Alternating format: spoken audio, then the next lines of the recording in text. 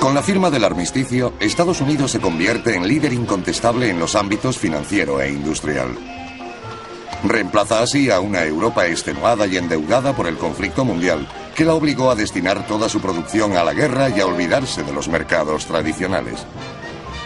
En Detroit, en el corazón de Medio Oeste, Henry Ford inventa una nueva organización de la producción: automatización, estandarización de los procedimientos, salarios relativamente elevados y precios bajos para asegurar un consumo masivo.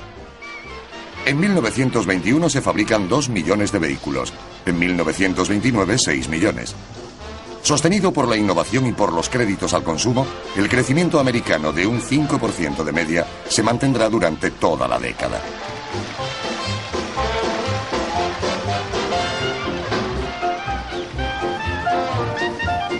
Este crecimiento favorece a todos los sectores de la economía, a la bolsa y a las nuevas industrias como el cine, la aviación, el petróleo, las comunicaciones y los bienes inmuebles. Es la velocidad de la flamante máquina del capitalismo moderno que se mueve al ritmo acelerado de una película muda.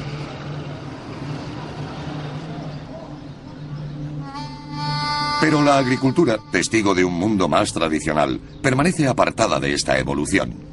El aumento de productividad y la nueva competencia de países como Australia o Argentina provocan la caída permanente de los precios mundiales. Los stocks se acumulan y los pequeños agricultores no pueden con las deudas. La depresión agrícola crónica debilita el sistema y testimonia que dos mundos muy diferentes viven a ritmos casi incompatibles.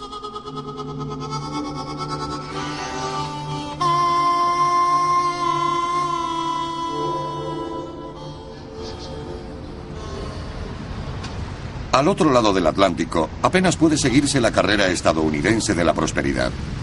Europa Central, heredera de la monarquía austrohúngara, no se recupera de la ruptura de ese gran mercado antes unificado.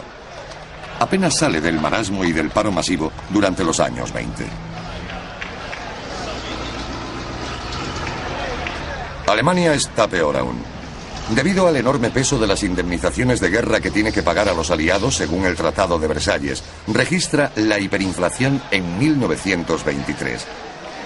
En noviembre eran necesarios 400 millones de marcos para comprar un dólar.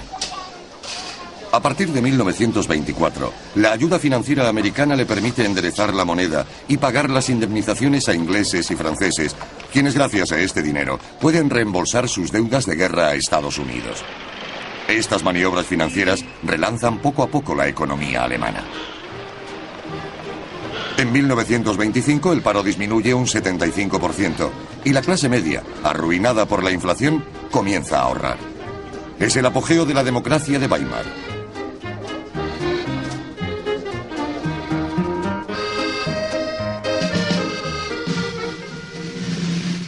En la calle y en el Parlamento, la socialdemocracia se mantiene en el candelero.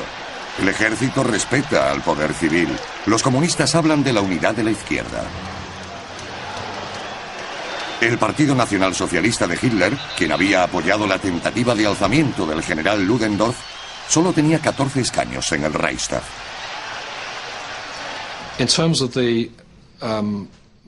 A menudo subestimamos la gravedad de lo que se ha dado en llamar la crisis previa a la crisis. En esa época, la economía de Alemania tenía una fuerte dependencia de la industria, pero también de la agricultura. Un gran sector de la población agrícola tenía la impresión de estar totalmente abandonado por la República de Weimar. Los agricultores eran cada vez más pobres por las deudas y aumentaban las quiebras de las explotaciones. Ante esta situación, la gente comenzó a apoyar al partido más extremista, el partido nazi, incluso antes del crack de Wall Street.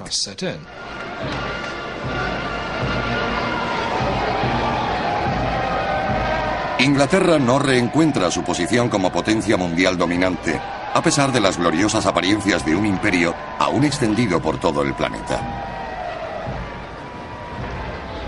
Impulsados por la obstinación del gobernador del Banco de Inglaterra, Montagu Norman, los sucesivos gobiernos, entre ellos los dos laboristas de Ramsay y MacDonald, se esfuerzan en restablecer el papel fundamental de la libra esterlina, devolviéndole su paridad con el oro de antes de la guerra. Pero mantener una libra esterlina tan fuerte exige tipos de interés muy elevados que asfixian la economía. El paro es crónico durante toda la década, afectando particularmente a las actividades industriales tradicionales, el carbón y la siderurgia, cuyo mercado, antes de 1914, era mundial. La batalla por conseguir la paridad con el oro fue tan destructora en el plano económico como lo había sido la de Somme en el militar. El brillante economista John Maynard Keynes, quien se había dado a conocer al denunciar desde su granja de Sussex las imponentes indemnizaciones que el Tratado de Versalles exigía a Alemania, defiende en ese momento el dogma de la paridad de la libra y predica abiertamente la revolución, sin ser comprendido. Keynes había analizado el problema del paro antes de la Gran Depresión. Para él, la causa radicaba en la vuelta de Gran Bretaña a la paridad con el oro, una paridad sobrevalorada. Ello la llevó a la recesión. Por supuesto, Estados Unidos y Francia se encontraban en pleno boom económico en los años 20, pero Keynes ya había analizado las causas de la persistencia del paro, incluso antes de la Gran Depresión.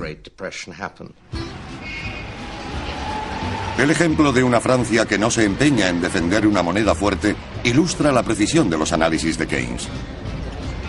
Este país conoce un crecimiento constante y una débil tasa de paro resultante de las terribles heridas causadas por la guerra y de la magnitud de los daños materiales que hubo que reparar. En cualquier caso, Francia vive en armonía con Nueva York y París, convertido en centro cultural internacional, acoge en Montparnasse a los intelectuales y artistas del mundo entero que vienen a respirar el aire alegre de París.